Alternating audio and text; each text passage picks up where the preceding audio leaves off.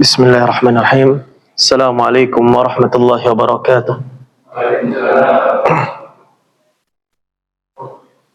Sebelumnya minta maaf ya, soalnya nggak ada yang ngingetin perubahan jadwal.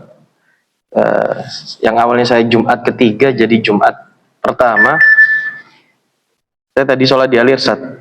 Selesai sholat, saya ingat ini Jumat pertama. Subhanallah. Biasanya Ustaz Baihaqi, betul? Ustaz Baihaqi ya. Nah. Alhamdulillahi Rabbil Alamin. Wabihi nasta'inu ala umurid dunya wa din. Wassalatu wassalamu ala nabiyina Muhammad wa ala alihi wa sahbihi ajma'in. Wa man tabi'ahum bi ihsanin ila yaumiddin. Qala Allah Ta'ala fil Qur'anil Karim. Ya ayyuhalladzina amanu taqullaha haqqa tuqatih wa la tamutunna illa wa antum muslimun. Allahumma inna nas'aluka ilman nafi'a wa rizqan tayyiba wa amalan mutaqabbala. Allahumma inna na'udzubika min ilmin la yanfa' wa min qalbin la yakhsha wa min nafsin la tashba' wa min da'watin la yustajabu laha.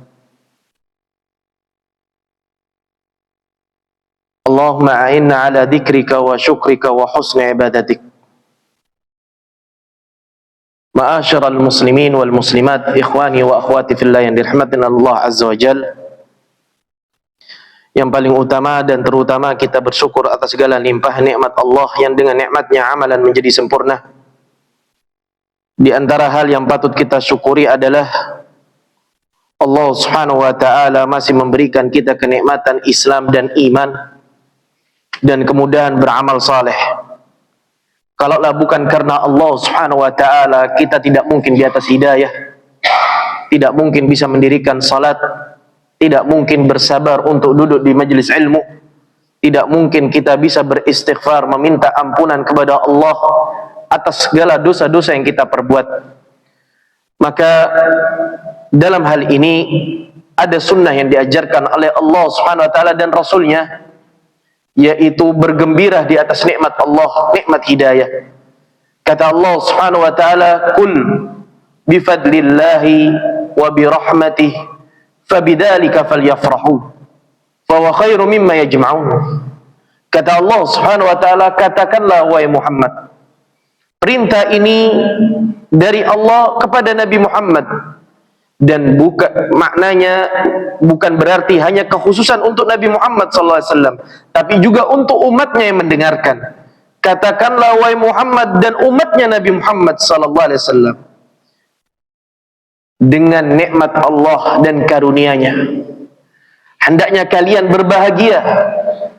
Al-Imam Al-Mujahid rahimahullah mengatakan, apa itu nikmat dan karunia yang telah Allah berikan sehingga kita disuruh berbahagia? Kata beliau, karunia itu adalah Islam. Dan nikmat tersebut adalah hidayah. Sehingga ketika seseorang masuk ke dalam Islam, masih dituntut untuk di atas hidayah. Oleh karena itu jamaah, kita 17 kali diminta oleh Allah, meskipun menjadi seorang muslim, kita harus bilang ihdinas siratal mustaqim. Ya Allah, berikanlah kami petunjuk jalan yang lurus, yaitu hidayah. Karena enggak semua orang yang di atas agama Islam, di atas petunjuk dan bimbingan Allah Azza wa Jalla. Oleh karena itu ya ikhwah, bersyukurlah ketika kita dipilih oleh Allah Subhanahu wa taala, ketika kita mencintai kebaikan. Cinta tauhid, cinta sunnah, cinta majelis ilmu, cinta rumah Allah, cinta membaca Al-Quran, cinta duduk bersama orang-orang saleh. Makanya kata Allah Subhanahu wa taala, ya ayyuhalladzina amanu taqullaha wa kunu ma'as shadiqin. Wahai orang-orang yang beriman, bertakwalah kepada Allah dan bersamalah kalian bersama orang-orang yang jujur. Ternyata Allah memerintahkan kita kalau pengen bertakwa, pengen beriman, harus berdampingan sama orang-orang jujur, orang-orang baik, orang-orang saleh. Maka jamaah rahmatullah, fabidzalika falyafrahu, Maka dengan nikmat Islam, hidayah, ketika seseorang masuk Islam dan di atas hidayah, maka hendaknya kalian berbahagia. Fa huwa khairu mimma yajma'un. Karena hal tersebut lebih baik dibandingkan dengan apa-apa yang telah dikumpulkan oleh manusia dari dunia ini. Ya. Jadi dunia itu nggak ada tandingannya dengan hidayah. Walaupun seseorang berlomba-lomba mengumpulkan dunia dan Anda kalah, yakinilah. Al-Imam Hasan Al-Basri rahimahullah mengatakan, seandainya engkau kalah dalam perkara dunia, maka jangan sampai engkau kalah dalam urusan akhirat. Karena akhirat nilainya tidak sebanding dengan dunia. Hidayah tidak bisa disamakan dengan dunia. Dunia semua orang dikasih, yang bejat, yang ahli ibadah, yang salat, yang tidak salat, yang muslim, yang mukmin, yang kafir, yang fasik, Allah tumpahkan tuh dunia. Tapi kalau hidayah, taufik, ini hanya pilihan-pilihan Allah. Wallahu yakhluqu ma yasha wa yakhtar. Allah menciptakan atas kehendaknya, semuanya diciptakan oleh Allah. Wa yakhtar. Namun ingat, di antara ciptaan-ciptaan Allah, di situ ada yang dipilih sama Allah. Maka semoga kita termasuk hamba-hamba yang Allah pilih. Dipilih dalam kebaikan dan ketaatan, dan Allah ridha kepada kita sampai ajal kita menjemput. Dan Allah masukkan kita ke dalam surganya, berkumpul bersama orang-orang salihin dan siddiqin. Jamaah rahmatullah, insyaallah pembahasan kita adalah pembahasan yang pertama berkaitan dengan Kitabul Jami' min Kitabil Bulughil Maram. Kita menggunakan kitabnya Ithaful Kiram bi Syarhi Kitabil Jami' fi Akhlaqi wal Adab min Bulughil Maram. Karangan Syekh Shalih Ibn Fauzan bin Abdullah Al-Fauzan. Kenapa kita mengangkat kitab ini, jamaah? Kitab ini kitab yang menarik. Dari madhab Syafi'i, seorang ulama yang terkenal, yang tersohor dari madhab Syafi'i. Dan ahlul hadis yang bernama Al-Imam Ibnu Hajar Al-Asqalani. Siapa yang tidak kenal dengan Al-Imam Ibnu Hajar Al-Asqalani? Hufad, penghafal yang ulung, kekuatan hafalannya luar biasa. Jamaah rahmatullah, kita akan membahas kitab ini, di mana kitab ini berbicara tentang akhlak dan adab. Akhlak dan adab. Dari kitab Bulughul Maram. Padahal kita tahu, kalau seandainya bapak-bapak panjenengan semua pernah mengkaji kitab Bulughul Maram, itu adalah kitab dari awal bab sampai penghujungnya itu berbicara tentang fikih. Berbicara ahkamul fikih, hukum-hukum fikih. Tentang salat, tentang puasa, tentang zakat, tentang zakat, ya, tentang hukum-hukum fikih, tentang haji, tentang umrah, tentang jihad. Namun menariknya, Al-Imam Ibnu Hajar Al-Asqalani meletakkan di pembahasan terakhir dari kitab ini, membahas pembahasan adab dan akhlak.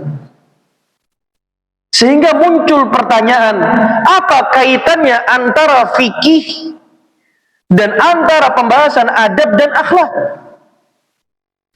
Secara zahir tidak ada kaitan dan keterikatan, jemaah. Setelah bahas fikih, fikih ibadah, fikih muamal, kok membahasnya tentang masalah adab dan akhlak? Di sini dijelaskan oleh para ulama. Di situ ada isyarat dari sang penulis Al-Imam Ibnu Hajar Al-Asqalani bagi para penuntut ilmu, talabatul ilm, bahwasannya ketika seseorang menuntut ilmu agama, ilmu syariat, mengenali hukum-hukum Allah, maka seyoknyanya ia semakin faham ilmu tertinggi adalah akhlak dan adab setelah tauhid. Maka jangan sampai seseorang memiliki ilmu yang banyak, tapi dia tidak menghiasi diri dengan akhlak dan adab. Apalah arti dari sebuah ilmu jika seseorang yang memiliki ilmu tidak memiliki akhlak dan adab? Oleh karena itu, jamaah rahmatullah, kita akan membahas sebagai muqaddimah pembukaan dari kitab ini berkaitan dengan akhlak dan adab. Oleh karena itu, banyak sekali di dalam Al-Quran dan Sunnah Allah subhanahu wa ta'ala berbicara tentang akhlak dan adab. Walidha ja'al Quran bil hassi ala iktisabi ma yuzayyinu nafsu minal akhlaq mu'abbiran an dhalika bi asalibi syatta wa bimawadi'i adidah lakin tashra'ibun nufus wa tas'ali tahsiliha.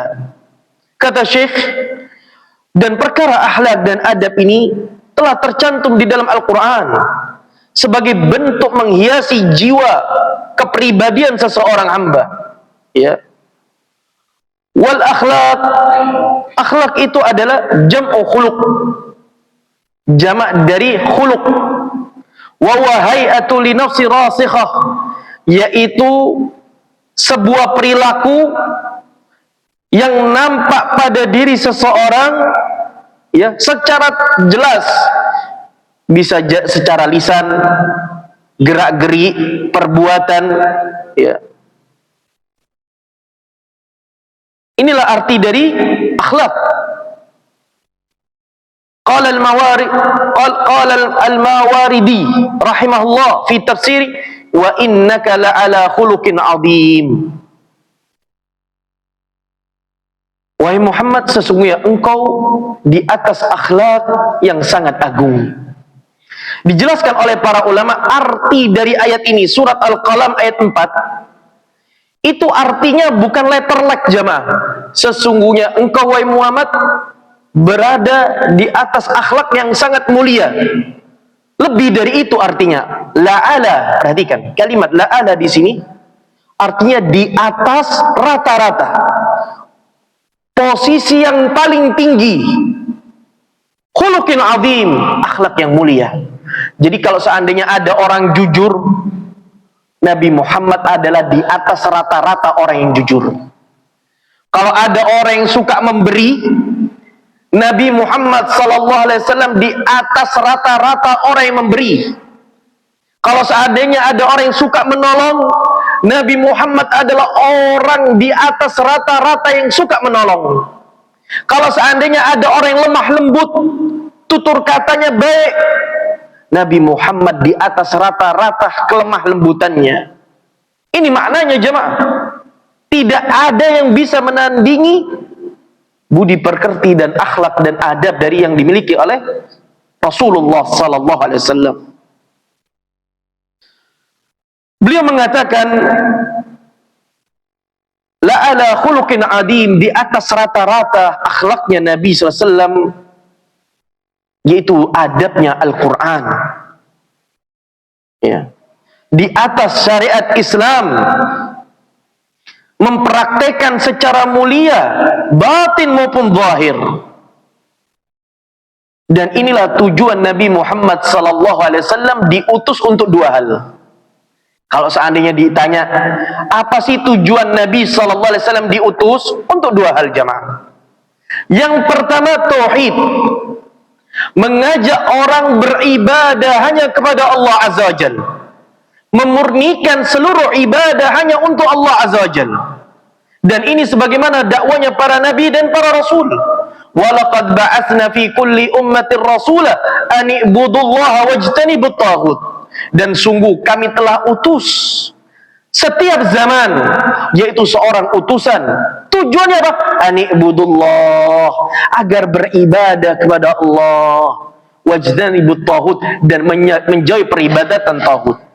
Jamaah, sebelum seseorang berakhlak mulia dengan adami, dengan sesama, dengan manusia, seseorang hamba harus berakhlak dan beradab kepada Rabbul Alamin, kepada Allah Azza wa Jalla.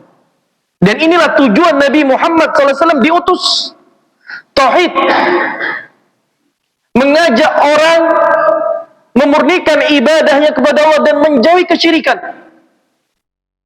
Ya.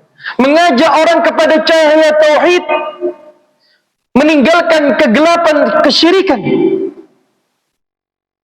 Karena cahaya tauhid, cahaya fitrah, cahaya ilmu bisa dimengerti secara akal maupun hati manusia.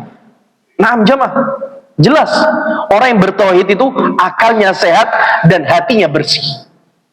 Karena dia tahu yang menciptakan siapa, dia yang berhak mengatur, yang mengurusi, yang menguasai. Itulah Rabbul Alamin. Sesuai dengan fitrah. Maka sungguh aneh ketika ia diciptakan oleh Allah tapi tidak beribadah kepada Allah. Makanya kesyirikan itu dekat dengan kejahilan. Kegelapan kejahilan. Akalnya nggak sehat, pikirannya nggak bersih, hatinya tidak bersih.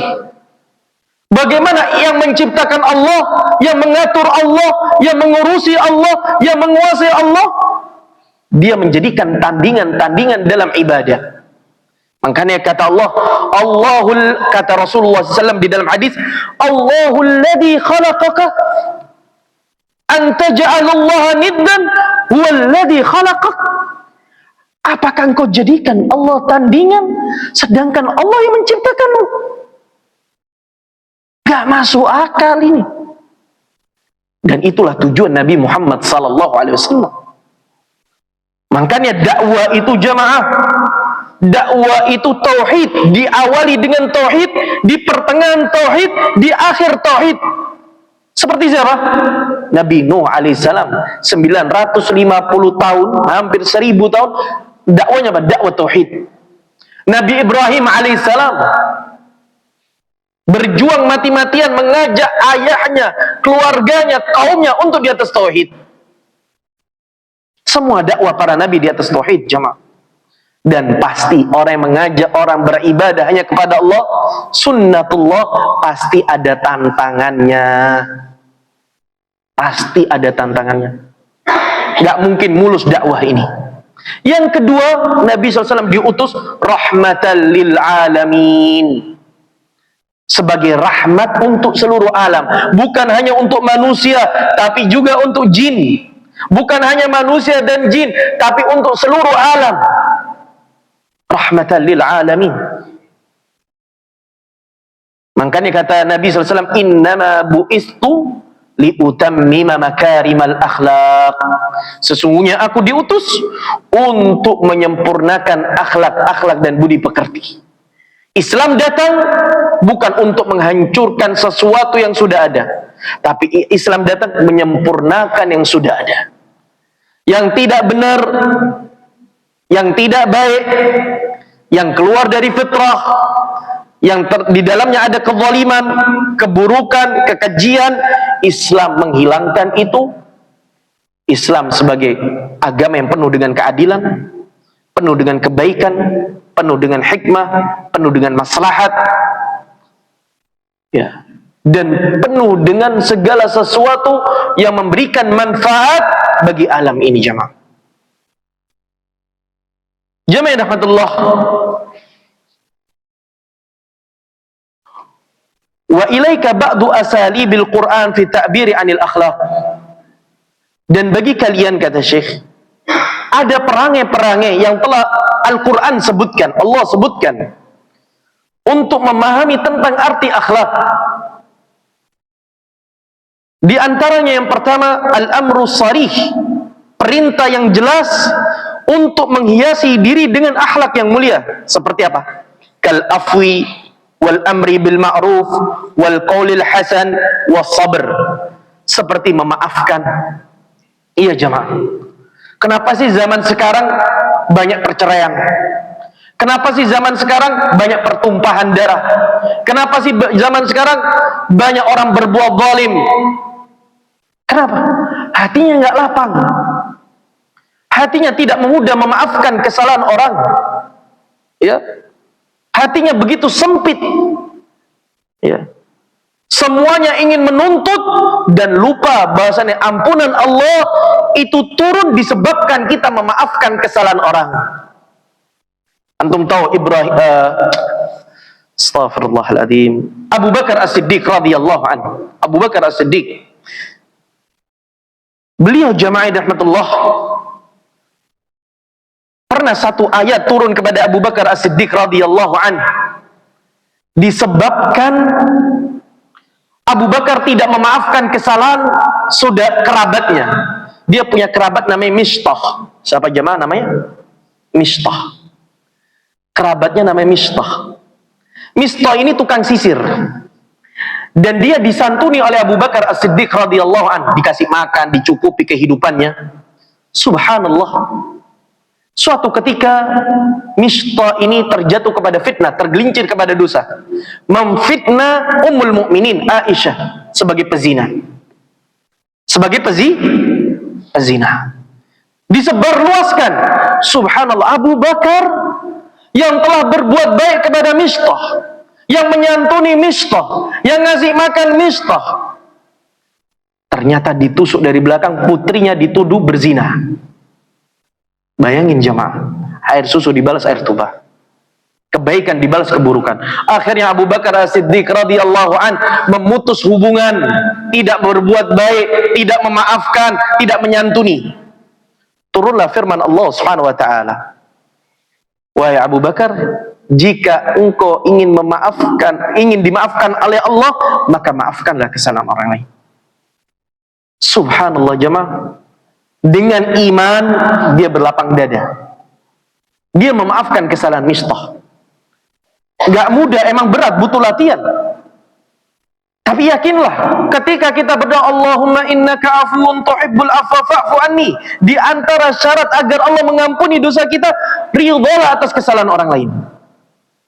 Jangan ada dendam, jangan ada sakit hati. Ini penting jemaah rahmatullah. Wallahi ya ikhwan, ana sering nasihati, satu masjid, satu imam, berapa banyak orang yang saling bermusuhan. Kenapa kita tidak saling memaafkan? Jangan berbicara persatuan kalau kita sering sakit hati dan dendam.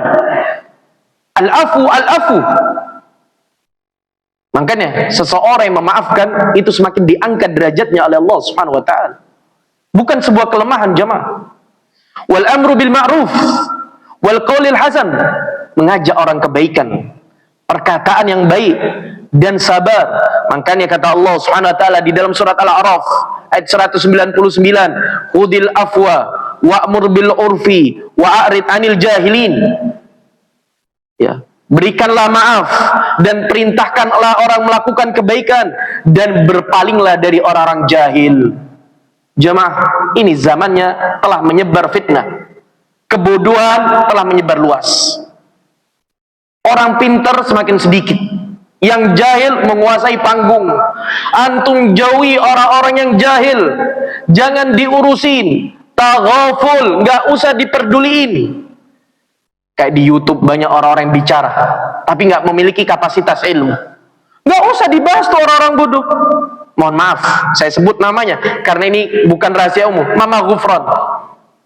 Ngapain dibahas orang-orang kayak gini? Dan semisalnya seperti model ini. Semoga Allah memberikan hidayah.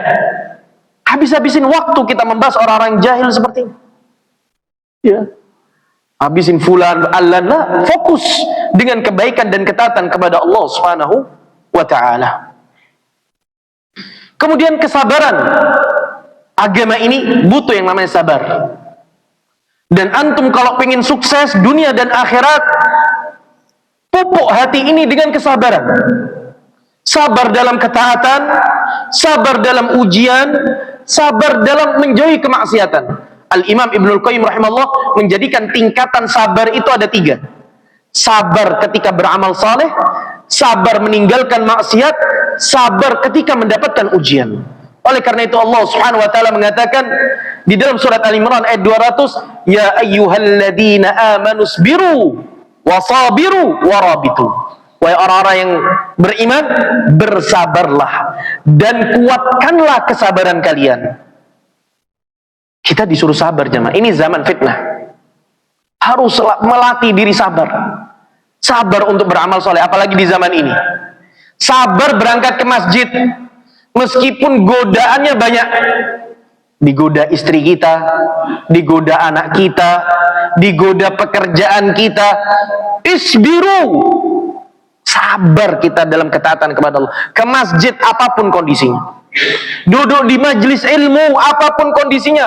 Wallahi ya ikhwah, berapa banyak orang yang gugur dari majelis ilmu, gak sabar duduk di majelis ilmu. Alasannya apa? Sibuk, gak ada waktu, banyak urusan. Ikut dengerin kajian qala Allah wa qala Rasul cuma hari Jumat, 1 minggu untuk dunia. Nasallallahu alaihi wal afiyah. Ilmu tidak di-upgrade, tapi dunia di-upgrade. Ya ayyuhalladzina amanu isbiru wa sabiru wa rabitu, dan ikat dengan kuat. Jangan sampai lepas nih amal soleh, karena hidayah ini mahal. Kalau orang mengawali kebaikan itu berat, nggak mudah. Mahal hidayahnya. Sabar. Istiqamah. Baca Al-Quran, istiqamah. Harapannya apa jemaah? Agar Allah mengingat kita jemaah. Ketika kita sabar dalam ketaatan, Allah akan mengingat kita. Ketika kita dalam kesulitan.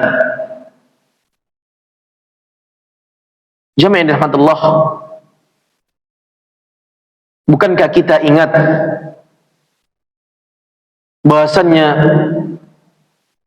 Nabi Yunus alaihissalam, beliau istiqamah dalam ketaatan kepada Allah, sabar dalam ketaatan kepada Allah. Beliau ketika diuji mendapatkan cobaan, ditelan ikan paus, ikan besar. Kemudian Allah tolong dan Allah selamatkan. Apa kata Allah? Laula minal musabbihin, kalaulah seandainya Yunus bukan menjadi orang-orang yang suka bertasbih kepada Allah, niscaya ia akan ditelan di dalam perut ikan paus sampai dibangkitkan hari kiamat. Ya Allah, di kegelapan malam, di kedalaman lautan, di dalam perut ikan paus, tidak ada seluruh makhluk yang dapat menolong, semua pintu mustahil untuk bisa membantunya. Allah mengingatnya. Karena apa? Sabar ia kebiasaan dalam ketaatan. Dan harapannya jamaah, Imam Ibnu Katsir rahimahullah mengatakan, di antara kunci orang meninggal husnul khatimah, dia sabar dalam amal soleh. Orang kalau pengen husnul khatimah, dia harus sabar dalam ketaatan. Jangan esok sore, pagi taat, sore maksiat. Sore maksiat, malam taat, pagi maksiat. Nah, ini mudabdabin. Ini orang-orang yang dalam dua kondisi seperti orang-orang munafik. Nas'alullah as-salamah. Dan ini tanda-tanda orang-orang yang banyak di akhir zaman. Kata Rasulullah SAW, akan datang sebuah zaman di mana zaman itu manusia di pagi hari beriman, di sore hari kufur, di sore hari beriman, di pagi hari dia kufur. Makanya Nabi SAW mengatakan, badiru bil amal, bersegeralah kalian beramal, bersegera, karena fitnah ini bagaikan kegelapan malam. Semakin malam semakin dahsyat godaannya, semakin malam semakin mengerikan godaannya. Segera kalian beramal. Yabi'u dinahu li'aradid dunya. Mereka menjual agama untuk kenikmatan sedikit dari dunia ini. Allahu Akbar. Maka jemaah rahmatullah, isbiru wa sabiru wa rabitu. Ini bagian dari akhlak.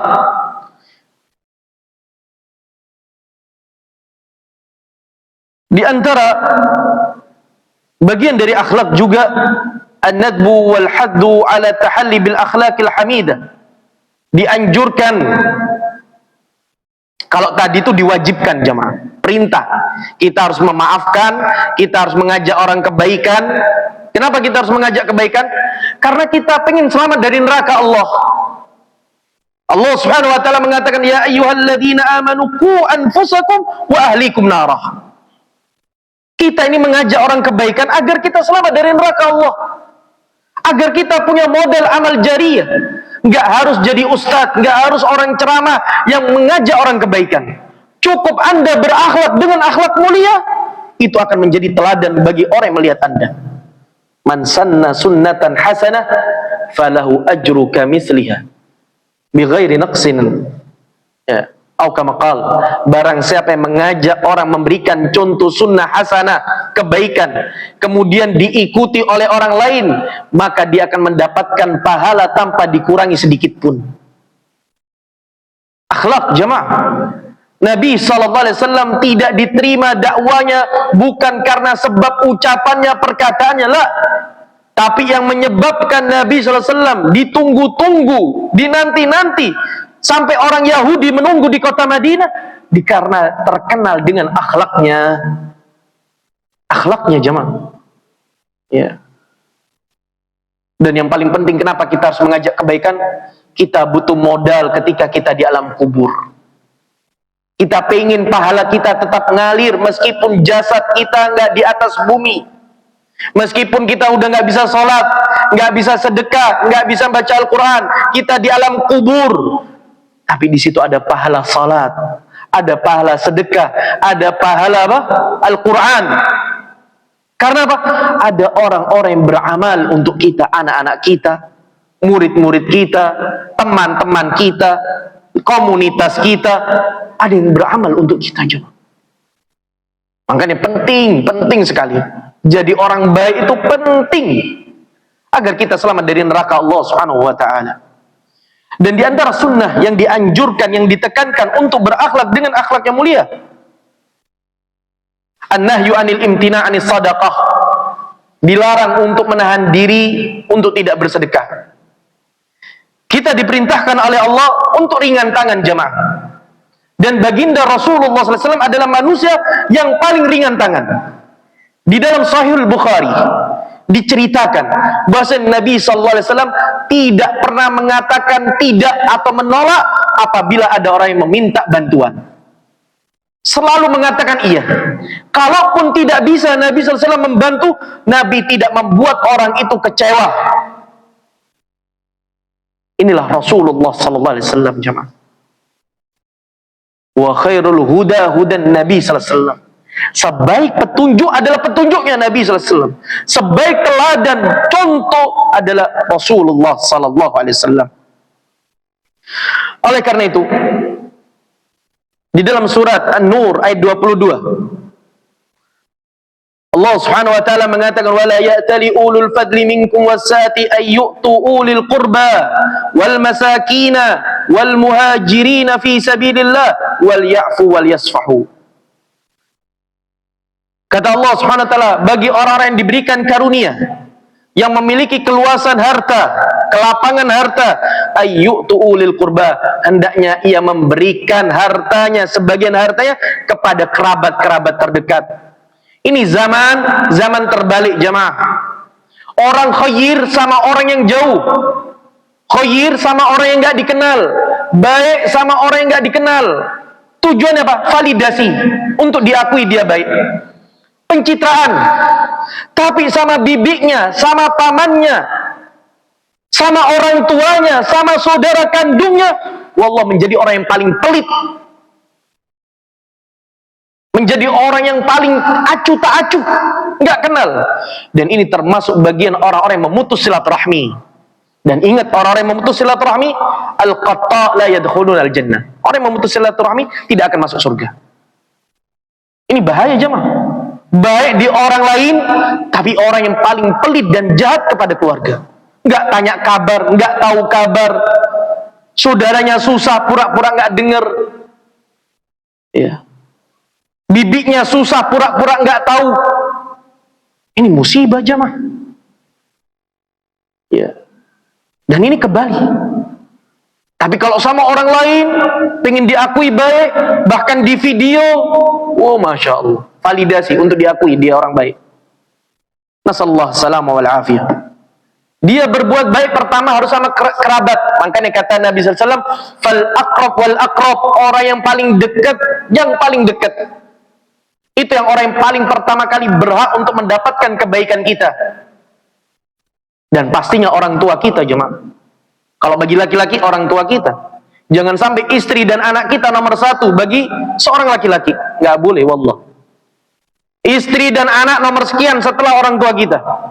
Orang tua kita harus bahagia, kenyang, enak, senyum, tidur nyenyak. Baru kita mikirin istri dan anak kita. Hakada. Ini Islam. Meletakkan kedudukan orang tua yang tertinggi setelah ketaatan kepada Allah dan Rasulnya. Ya, jangan sampai dibalik istrinya dulu. Istrinya senang makan enak, jalan-jalan. Orang tuanya ala divi, apa adanya. Kalau ditelepon, gimana bu? Sehat? Oh sehat. Padahal anaknya nggak peka. Ibunya biasa-biasa aja hidupnya. Gimana bu, pengen makanan? Oh enggak nak, enggak pengen apa-apa. Yang penting kon seneng. Anaknya nggak peka. Oh ya udah bu, makasih. Nasallallahu salamu wal afiyah. Ini musibah. Ya. Kemudian setelah kerabat wal masakin, orang-orang miskin. Orang-orang miskin yang kita perhatikan, wal muhajirin, orang-orang yang hijrah. Ya, yang hijrah di jalan Allah Subhanahu wa taala, meninggalkan tempat buruk ke tempat yang baik. Dari negeri kafir ke negeri orang beriman. Kita bantu mereka. Ya. Wal ya'fu wal yasfahu. Hendaknya kalian memaafkan dan berlapang dada.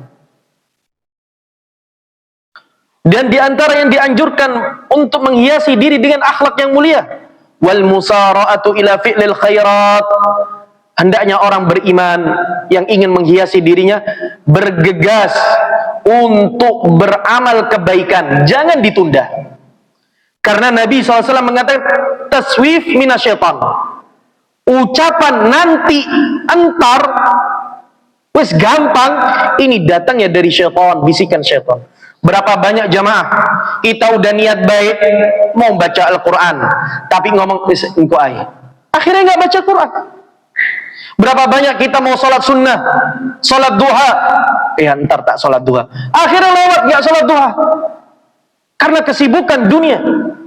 Berapa banyak orang mau sedekah, wis ntar tak sedekah, akhirnya nggak jadi sedekah. Dan ini adalah taswif minasyaitan. Dan na'udzubillah min dzalik, seseorang menunda taubat. Na'udzubillah min dzalik. Ketika melakukan dosa maksiat, apalagi dosa besar, hatinya udah ada keinginan untuk bertaubat kepada Allah. Ya Allah, aku ingin taubat, tapi entar aja. Nah, ini bahaya jemaah. Karena kita nggak tahu ajal kita. Kalau kita udah ngucapin entar aja taubat, hati-hati jemaah. Kita nggak pernah tahu kapan kita meninggal. Dan al-ajal itu mengintai kita. Fa nasallallahu salamu wal afiyah. Insyaallah kita akan bahas kajian ini lebih detail, ya lebih gamblang. Al-Imam Ibnu Hajar akan membuat perjudul-judul dari berkaitan dengan akhlak-akhlak yang mulia hingga akhlak-akhlak yang buruk jemaah. Dan ini kalau kita ikuti bersama, insya Allah kita akan menghiasi diri kita dengan akhlak yang mulia dan kondisi kita akan lebih baik. Semoga Allah menjadikan kita hamba-hamba yang bertauhid, hamba-hamba yang di atas sunnah, dan Allah jadikan kita hamba-hamba yang berakhlak dengan akhlak yang mulia, dan Allah jauhkan kita dari akhlak-akhlak yang buruk. Fa nasallallahu salamu wal afiyah. Jika ada tutur kata yang salah, ini datangnya dari diri pribadi dan kebenaran hanya milik Allah Azza wa Jal. Kita tutup dengan doa kafaratul majlis. Subhanaka bihamdika asyhadu an la ilaha illa anta astaghfiruka wa atubu ilaik. Assalamualaikum warahmatullahi wabarakatuh.